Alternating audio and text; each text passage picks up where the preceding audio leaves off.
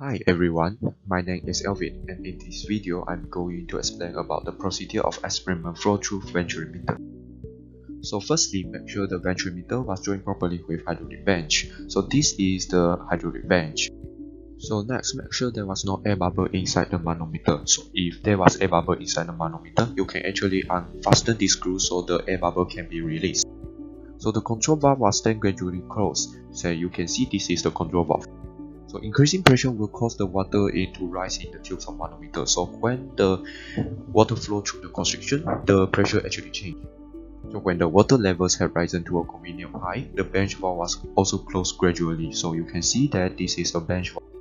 The adjusting screw were then operated to give identical readings. So these are the manometer tubes on the manometer board, and all these manometer tubes are actually connected to the Venturi meter. So measure the difference between H2 and H1 and flow rates. So in this experiment, you need to actually obtain the maximum possible value of H2 minus H1, as you can see in this diagram.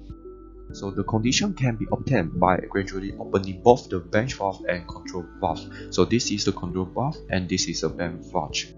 So the rate of flow was found by collecting the time for a known amount of water filled in the weighing tank. So for this experiment, we are going to collect the 5 liters of water. So in the meantime, values of H1 and H2 were read from the manometer scale. The volume and time collection can be done by closing the bench valve in the hydraulic bench. So you need to obtain the time readings when the hydraulic bench filled with 5 liters of water. So lastly, you need to close the inlet and outlet valve and switch off the fan. Thank you.